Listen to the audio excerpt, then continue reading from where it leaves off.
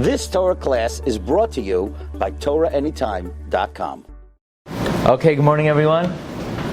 Today's breakfast is sponsored by Dr. Asaf Tzvi Klein in honor of all the mishtatfim in the Shiur. Thank you for everyone for participating. We want to thank Rabbi Gordon Zitzal Halevi for picking up the breakfast again. Okay, so we're continuing in the Sefer Shoneh Halachos. We're up to Siman Beis. We're up to Ois Chav Zayin. Ois Chav Zayin. Says, again, the Shoneh Halachos is Reb Chaim Kanievsky, who's basically gleaning and plucking out from the words of the Mechaber Ramah Mishnah Berurah, the Tamtzis Hadvarim. So the Ois Chav Zayin, Yichase Kol Gufay, one should cover their whole body. This is because of the midah of tznius. V'lo yelech yachef, one should not walk barefoot. You should not walk barefoot. Obviously, if you're walking in the street, on the sidewalk, it's not a good idea to walk barefoot. Because over here, even on the corner, there's glass, So it's not a good idea to walk barefoot. But even in your house, you should not walk barefoot. Why? Because your body should be covered. One should sell everything they have to buy shoes. Shoes are very valuable. In fact, some of the poskim write, the reason why the bracha on shoes is sha'asali called sarki is because since you have to sell everything to buy shoes, so if you have shoes, that means you have everything. Because otherwise you wouldn't have had anything because you've had to sell it to buy the shoes. Medina is ha'arav, but if you live in Saudi Arabia, if you live in Arab countries, shedarkan leilach yachef, where it's a derech to go barefoot, or maybe even in Israel, where you could be a member of the Knesset, but still, it's important to show people what your toenails look like. Mutter, it's permitted. So if you live in a country where people wear, what are they? The flip-flops, again because of the heat, then you're allowed to walk barefoot. Let's say you are in a process of tshuva. Let's say, a person says, one time I might have brought a phone into the Beis HaMedrash, so I have to do tshuva. So from now on I'm going to walk barefoot wherever I go. So you see a guy, he's in great adventures. Why is he? And he's barefoot. Why? He's doing tshuva. So then it's permitted. If you're doing tshuva, you could walk around without shoes. Okay, Sif Katan Chavches. Yivdoik Nekavav. Like in America, where there's just a diverse of people. Some people flip-flops and some people... I think even in America, the usual standard of dress is to wear shoes. Most people wear shoes. Most people wear shoes, you got to cover your feet. I mean, in the streets of Manhattan, you want to know if it degenerated to that point where most people are not. I mean, shoes are like sandals that should expose toes. Your feet have to be covered. I mean, however, most people's feet are covered. I think. Go into CVS. Most people, their feet are covered. So most people follow Roiv. Now, there's also a concept, maybe we're not, if you have prutzim, maybe they don't go into the equation. But even without that, I think even today most people cover their feet. Yivdoik nekavav. You have to check your orifices, which means like this. You wake up in the morning, I run to shul. Do you have to go to the bathroom? Do you not have to go to the bathroom? I don't know. I didn't really take a moment and pause and feel, do I have to go to the bathroom? No. Before you daven, you need to actively check. Yivdoik nekavav. You should check your orifices. V'im badak. If you checked, ve'inat sarachata, and you don't need to go to the bathroom, nikra gufnaki. It's called you have a clean body. So clean body doesn't mean you went to the bathroom. Clean body means you went to the bathroom or you checked yourself and you don't have to go to the bathroom. Now you'll say, okay, I checked, but maybe I should really check. And maybe I should just wait until I go and then I'll daven. No. V'chalila la'acher shuv avor zezman kriya shema yafilu rak tefillah b'tzibur. Chalila, to delay the zman kriya shema or even tefillah b'tzibur because you want to actually go to the bathroom. Meaning you actually want to relieve yourself before you daven. If you either relieve yourself or you checked yourself, and right now I don't have to, so then you're set to daven. However, we're going to learn that if somebody has an urge to go to the bathroom, they should not daven. How strong of an urge? If you can't hold it in 72 minutes, of course you can't daven. But even if you could hold it in, right now I feel that in 3 hours I'm going to have to go to the bathroom. You shouldn't daven. You should go to the bathroom. I feel in 3 hours you should make a bracha. You should always take care of your needs, even with the smallest urge. But if you sort of check yourself and you don't have any urge, so you're good. At the expense of not davening the minyan, you're going to miss Shoneh Esrei with them? You mean you have an urge to go in, let's say, 3 hours? Or even a small urge at that point. You're just saying Ashrei. You feel like you're going to... So that's a good question. How strong does the urge have to be?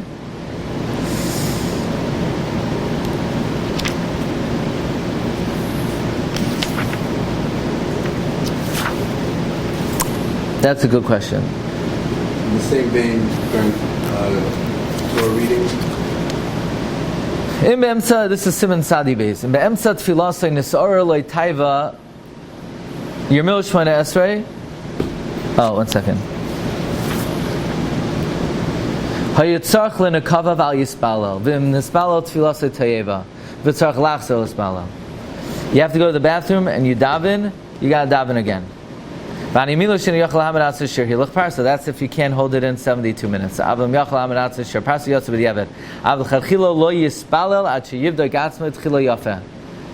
hanitzrach lenekavav asar afilu b'divrei Torah. V'kol shekein b'kriyas shema shar brachos. Says Mishabur, right? Saloima afilu yachal latzar ba'atzma yoiser miparza. I could hold it in 3 hours. Kivan shumargish ba'atzma k'tzas shetzarach lenekavav. V'afilu ma'idei zay sheyanakes atzma lo yuchal salam. Even if you're going to miss minyan, afilu hachi tov yoiser l'spalo b'yechidu b'guf naki. Better to miss minyan, even if you feel, you know what? In 3 hours, I think I'm going to have to go. Better to miss minyan. But if you're going to miss Zman Tefilla, says Magen Avram, you're allowed to daven if you could hold it in 72 minutes. We'll get into this more when we get to Siman Tzadi Beis. Fine. However, the last halach in Siman Beis is Yargil Atzmai Lifnois Boiker Va'erev Shuzuz V'Nikias. It's a good habit to defecate in the morning and in the evening. It's considered energetic and clean practice. And I think the doctors would also say it's healthy. Twice a day, it's a good, healthy practice. We're not going to take polls right now, but that is, it's a good amount. But if you checked yourself and you don't have to go, then you're good to go for tefillah. Siman Gimel, Hanhogas Beis HaKisei. How should you act in the bathroom? Now this is, I think, a very, very important siman. Obviously, this is something that comes up all the time. You know, people spend a lot of time learning Hilchos Chanukah. It's only 8 days a year, but Hilchos Beis HaKisei could be 8 times a day. You know, and people spend learning Hilchos Pruzbul B'Iyon. Beautiful, but it's only Nagea once in 7 years. But you need to know how to go to the bathroom. Now, especially in the, there's this new invention, it's called cell phones. And in the Beis HaKisei, people, they're busy on it. But what if you get a call? Are you allowed to talk in the bathroom? Sometimes you go into a public bathroom, people are having these vikuchim and conversations. Are you allowed to talk in the bathroom? So we can see, according to the baseline halacha, it is prohibited to talk in the bathroom. We'll see if we get up to the big shaila. So Bavadia Yosef wrote a epic tshuva in Chelek Ches, Siman Aleph. about talking on a pelephone in the bathroom. But let's begin. Number one, Hamasha nekavav oiver mishum bal teshaktu. One who delays, one who holds in defecating, is oiver. Do not make yourself disgusting. But if you hold in urinating, v'hamasha liktanim oiver gamkein mishum lo yeh akar. It could cause someone to become sterile. So actually somebody could be violating 2 lavin by holding in urinating.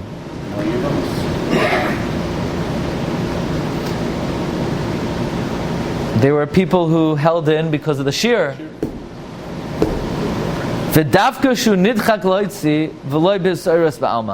This halacha, Reb Chaim says, that one is over lavin for holding in to go to the bathroom is if you're really pushing to hold it in, not if you just have an urge and you don't go right away. Now, Bal Teshaksu L'Chayra is a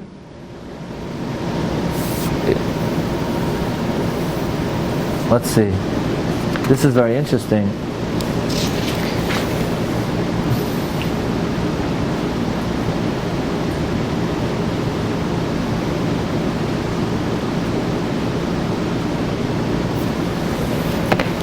Is a chiddush to me. Let's say somebody is under the chuppah. So, I just learned you can't say a bracha if you have to go to the bathroom, and I can't even do Shemeh Kohen. Oh, wait a second, I have to go to the bathroom. It's gonna be a little embarrassing, no? Chassan. What? Chassan. Yeah, the chassan. I'm saying the chassan. That's what I'm saying, the chassan. So the guy, the nephew with the squeaky voice, is going to get up to sing another song that everyone has to, Look. So the question is Bal Teshaksu pushed away because of Kavod Abrios? It's embarrassing. So Isser Bal Teshaksu Nidcha Mimnei Kavod Abrios. The Isser Bal Teshaksu is pushed away because of Kavod Abrios. Kagoin Hamash Nekavad Shimatzi Makam Sonua. Another thing. The guy's walking on Times Square. The Mishabura says if you got to go to the bathroom, you got to go right away. So now what? He's supposed to, in the middle of Times Square? So we push off the Isra Bal Teshaksu because of Kavod Abrios. We say, you know what, we'll allow you to wait until you get to a bathroom. So this is surprising to me because I thought the Isurim, Lavin, are only pushed off because of Kavod Abrios if it's a Durabanan. But a Doiraisa, we say, Ein Chachma, Ve'ein Tvuna, Ve'ein Das, Neged Hashem. Let's say somebody's wearing a Hugo Boss robe and nothing underneath, and he's walking down the street. Now that was a big mistake, not to wear anything underneath. And someone comes over, Hugo Boss is shatnez. Did you check it for shatnez?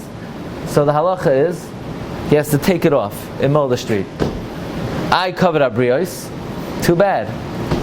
You can't violate a law, right? That's halacha. Only shatnez d'Rabbanan, the Gemara comes out, is pushed off because of Kavod Abrios. So why is the Isser Bal Teshaksu pushed off because of Kavod Abrios? But l'chayr it's a Doiraisa.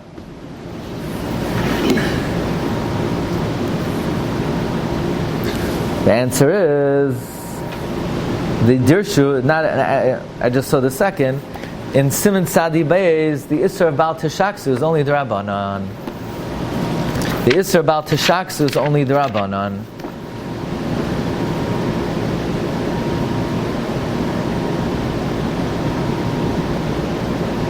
Where is this? Isser Zeh Kasav L'Kaman Siman Sadi Beis Shenam d'Rabbanan.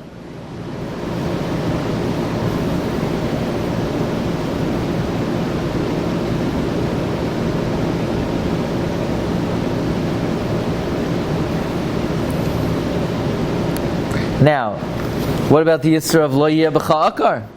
Isn't that a Doiraisa? Lo Yeh B'cha Akar is a Doiraisa. For somebody to drink Kois Shel Ikrin, L'char is a Doiraisa.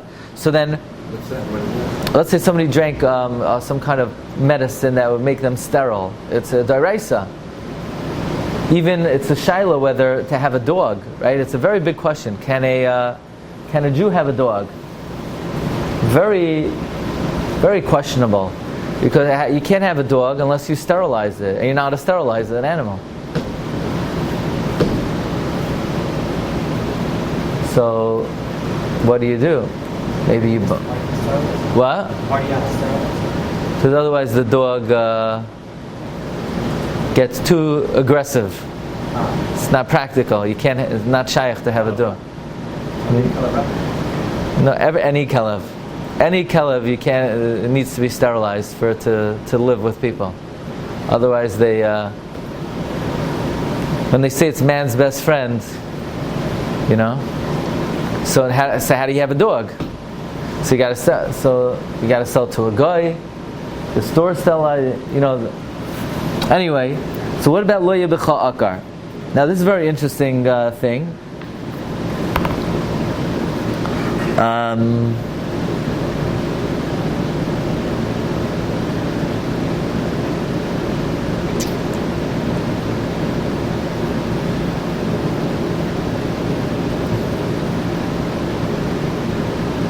How does holding in, urinating, make a person sterile?